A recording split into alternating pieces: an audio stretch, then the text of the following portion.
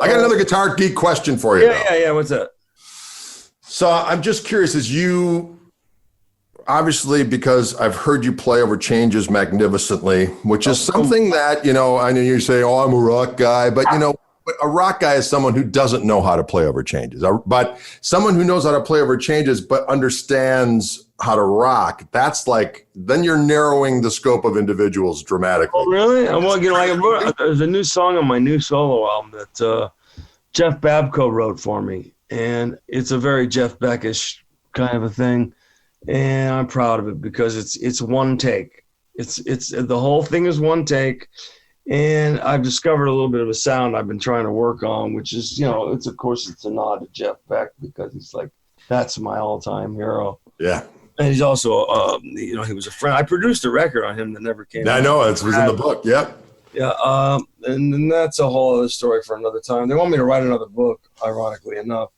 The New Testament.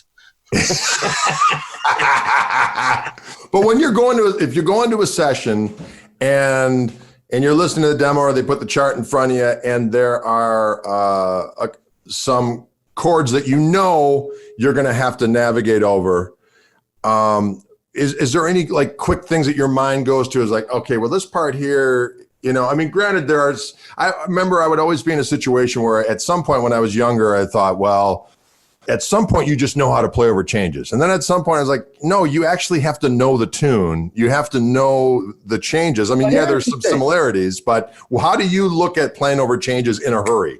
Well, here's what I do that other guys don't do. I never sat down with the fake book. I never transcribed Charlie Parker solos. I never did any of that.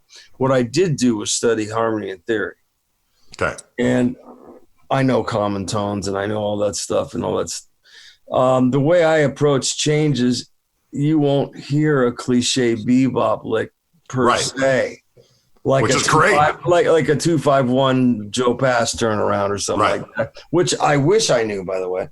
I'm just trying to find a different way to do it, that a guy like that who would have those kind of chops in their wheelhouse, you know what I mean? That would just be an easy go-to. Oh, well, this 2-5-1 turns around just like a blues lick's going to work. Right. You know what I mean? I just never learned it like that. So my choices of notes to go over a different chord change, a key change, say. I would not go to a bebop-ish kind of a thing. I would try to find a common tone, or I would try to find something that is not the obvious thing. And that's not because I'm trying to. That's just because that's the only way I know how to do it. I understand. Yep. You know what I mean? I learned it wrong and backwards. Like I learned how to play first, and then I learned how to read, which sucked. Because, here I am being able to play and then having to try to read Mary Had a Little Lamb. Right. Or to that level of reading. I understand. You know what I mean? Every good boy does fine and all that. You know what I mean? Well, we had talked about that the first time we hung out.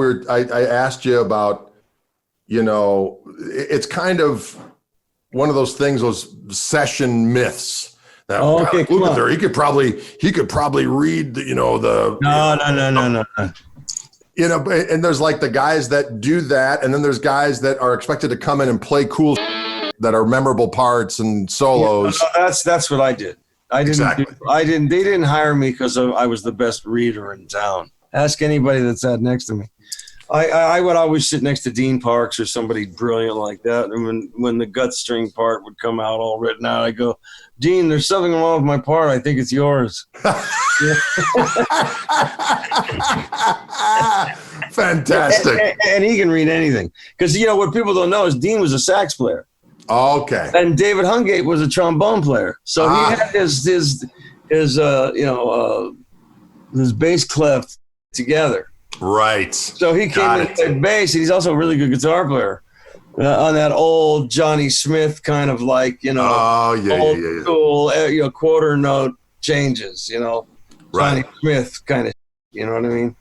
All that wonderful rhythm guitar playing back in when the drummer used to sit, when the guitar player used to sit next to the drummer and go, Freddie Green Patrol. Freddie Green. Yeah. Freddie Green, who invented rhythm guitar.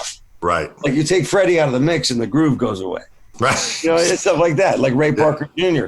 Everything's a Ray Parker Jr.'s Ghostbusters. Let me tell you about Ray Parker Jr. There isn't a funkier cat on the planet. I get it. A perfect example of when we did the Middleman record with Boz Skaggs back in the late 70s. I was the rock guy and Ray was the funk guy. And we had a perfect combination of what those two things are. And when we played together, we knew who was going to do what. And we played together great. Jay Graydon was another guy that I loved to play with. Michael Landau was another guy that I loved to play with.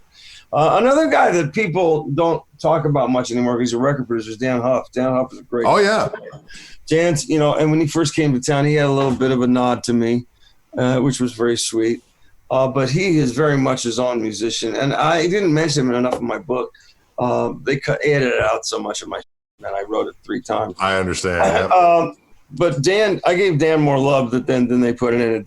Dan's a really great guitar player, a really sweet guy. And he plays great, but he turned into a record producer and took over all Mutt Lange stuff. Oh, okay. He has a Mutt Lange style to his productions. It's funny you should mention Ray Parker Jr. because years ago, I don't know, this is maybe 5-6 years ago, I had to do this thing out in Hawaii. Actually, maybe it was 10 years ago. Anyways, a while back. And Ray Parker Jr. was there and he's playing with Patrice Rushen and all these kind of like heavyweights. It was kind of an all-star thing. And everyone would take turns doing tunes. And the whole time I'm going, are they going to play Ghostbusters? I'm kind of saying facetiously. And he's playing tune after tune that are just killer. And then at the end, I'm like, okay, thank you, good night. I'm like, there's no Ghostbusters? And all of a sudden they come back and they proceed to do Ghostbusters. And it rocked so hard, I thought my brain was going to explode. Yeah. Especially that part where it's going, it was, Ghostbusters blew my mind. Well, seriously, Ray Parker is one of the funkiest guitar players. His magnificent. His 8th notes swing like a.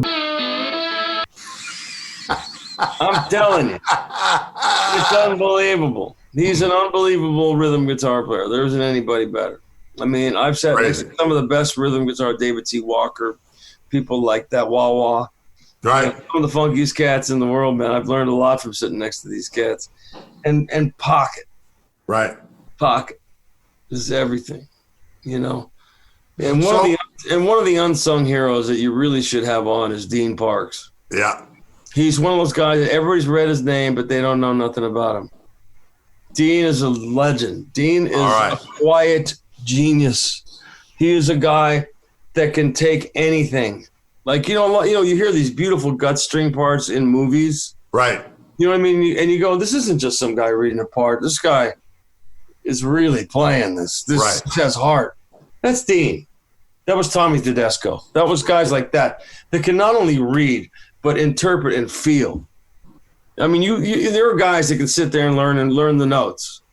But do the notes have any feeling to them? Right, exactly. As a composer, when you hand somebody a piece of music and go, this was in my heart and soul, I want you to play it like that. And you hear, you're going, like, that ain't it. Exactly.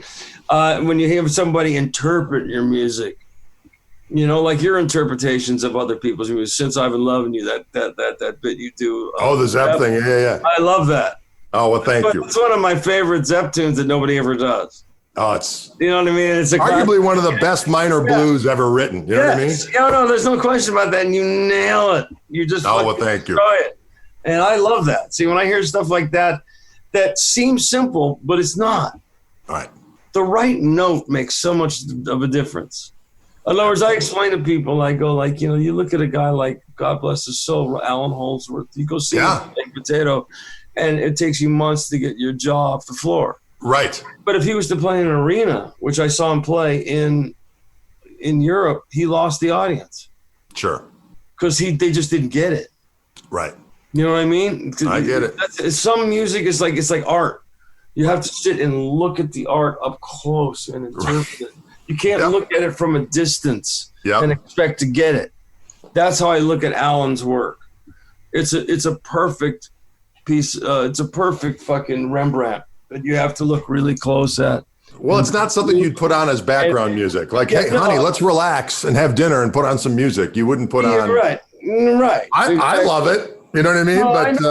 I don't know about you, but I mean, even in an elevator, when I'm in an elevator and I'm listening to some cheesy arrangement, I'm listening to the arrangement of the strings. Right. I want to, I don't want to, but it goes there. Right. It goes there. I've been stopped in the grocery store. There's been some music on, and someone's burning some guitar thing. I'll be like, I'm getting salad dressing, and I'm hearing someone scald my brain with the power of their savagery. It's just, you know, we're. It was probably some record I played on back in. Yes. No, I'm not. That I would never. Well, let me ask you this. You know, in your book, you've literally played like. I'm sorry. Go ahead. No, it's probably Carlton or Graydon or somebody like that. You know. I was just going to ask, you know, in all the different stuff you've played on, and it's been like literally the who's who of popular music. Was there anybody you wish you played with or could have played with that didn't work out that that was like, man, I wish I would have done that? I wish people like Peter Gabriel, Steve Winwood. Oh, Collins.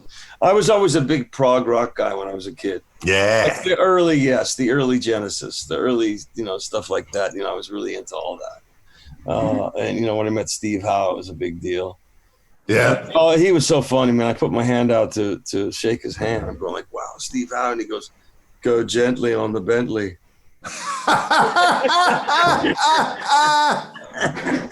That's pretty funny. That's the greatest line I ever heard about, like, don't squeeze my hand. Well, you know, you hear these stories about these kind of, you know, these English rock stars and how some of them can just be absolutely unapproachable, and you never know. There was a sign backstage like, don't make any noise. It was Steve Howe's room. You know what I mean? Because we did a tour with Yes Toto. Right. It was hilarious. I mean, no clap tonight. I would be on the wall. There will be no clap Tonight. That song's a bitch. Yeah, it's a bitch. Well, I remember being in junior high school. If you could play that, you were like, you know, right. Went to the top of the class. Yeah. You know what I mean? There were guys that could do that, but then they couldn't do nothing else. Right. You know what I mean? It's very funny about guys. They could do one trick. Whatever it takes. Yeah, but one trick doesn't make a career. Well, that's a fact. That is a fact. You know what I mean? There's a lot of guys that have ridiculous chops. I mean, the kind of you just go, oh my God, but can't play eighth notes in time to groove at all. And then they wonder why they don't work. But I can play like this. You go, yeah, but that's like having a. It's great to show to everybody, but it's not really useful in most situations. You know, unless you run across a Sasquatch maiden that perhaps needs. Well, like I say, like, you know, there are some chicks that get off on that. There's some chicks is like, you know, when you're making out with her, you don't want to. Well, that's a problem. unless you're into that kind of thing. Which are you editing this? That one might not get past the censors. We shall see. I don't care. First of all, I don't care. I mean, my reputation precedes me.